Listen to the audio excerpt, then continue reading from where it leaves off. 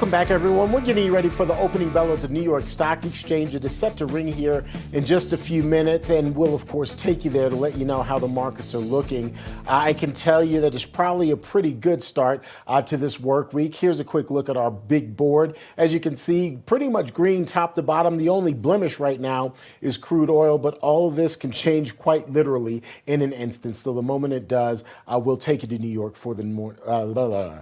David, I can't speak. We'll take you to New York for the opening bell at the New York Stock Exchange. In the meantime, let's get you to someone who probably can put their words together in a coherent manner, and that would be David Brody. David, good morning. I can't Well, speak. good morning, but you've got the wrong guy on the screen for that, my friend. But thank you. Good to see you. Of course, it's good to see you. It's been good to see you the last hour and a half. All right, it's time now for our daily dose of dollars and common sense with American Sunrise Early Edition host, the guy behind Jake's Takes Substack. Say that 5 times fast. That's Jake Novak. Hey, so Jake, the markets got a scare last week from the regional banks again, especially Zion's bank. That probably is AOC's favorite bank. Just kidding.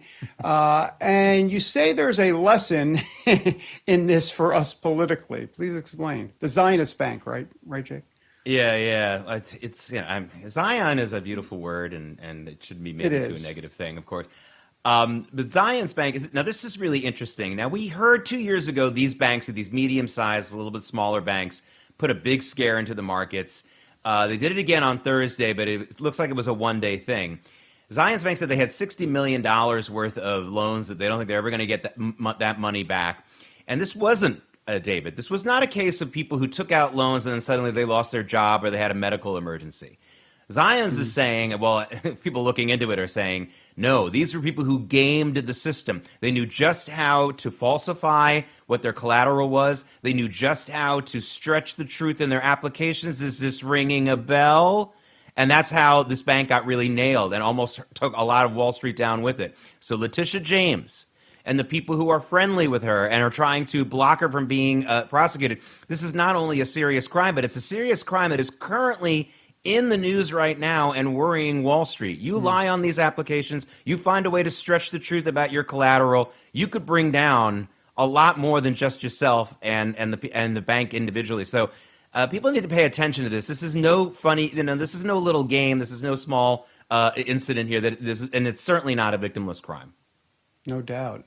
So, all right, Jake, the aluminum plant fire in New York, we've talked about that. It's hitting Ford hard, but now Ford apparently has some company here. What's going on?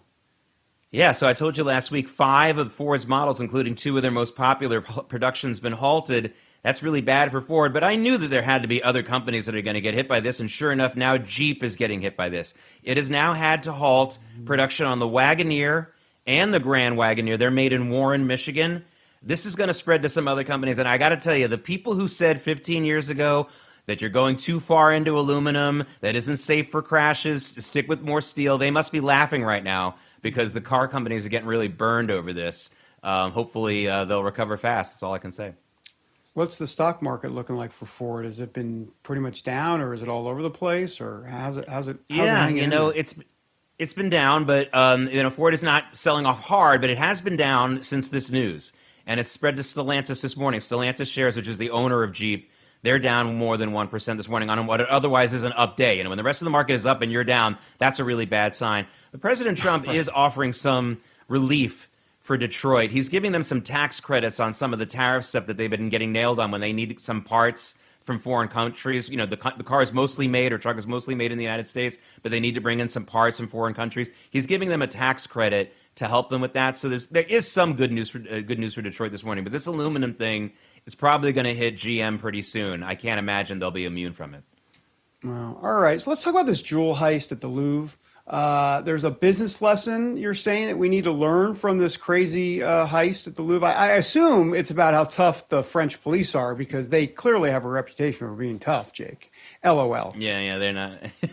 Yeah, I mean, they're not anybody really worth emulating. But no, the business lesson is this: is that there are certain things. First of all, there's absolutely no way to put a price on what these people stole.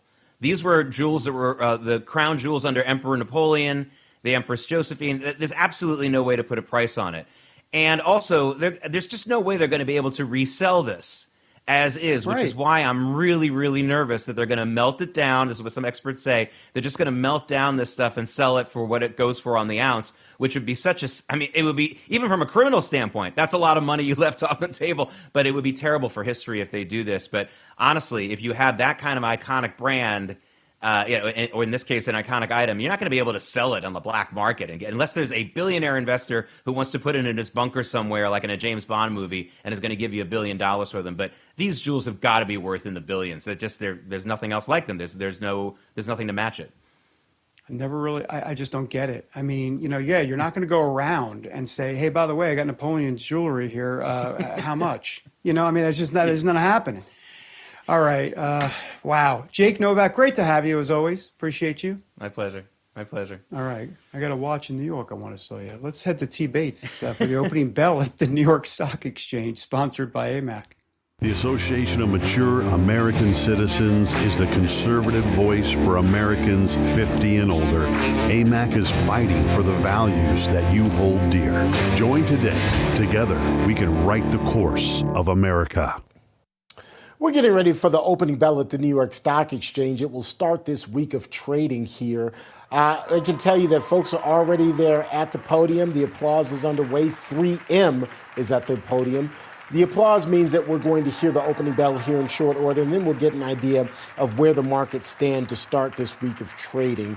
So far, so good in pre-market trading, but anything can happen. The moment that bell rings, things can change quite literally just like that. All right, ladies and gentlemen, well, the markets are now officially open. There's someone on the floor there at the New York Stock Exchange running to go put in the first trade of the day. So far, so good, though. As you can see, pretty much top to bottom, only a couple of blemishes. Everything else is in the green. The Dow, S&P 500, and the Nasdaq are all up at the moment, or at least in the green, and hopefully it stays that way throughout the day. We'll, of course, continue to monitor it for you. Buy gold and get free silver. That's right. For every $5,000 purchased from the Birch Gold Group this month, in advance of Veterans Day, they're going to send you a free patriotic silver round that commemorates the Gadsden and American flags. I've got a piece of it here. I'll show it to you momentarily so you can get an idea of what you're investing in.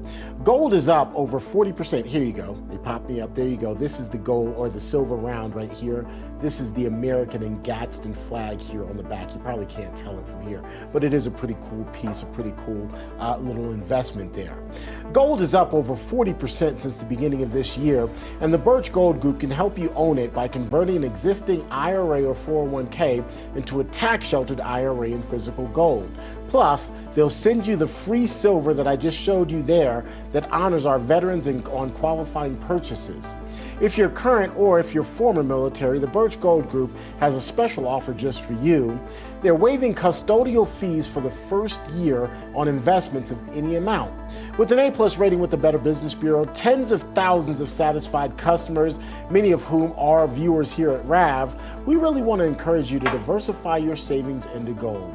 Text the word America to the number 989898 for a free information kit and to claim your eligibility for free silver with qualifying purchases before the end of this month.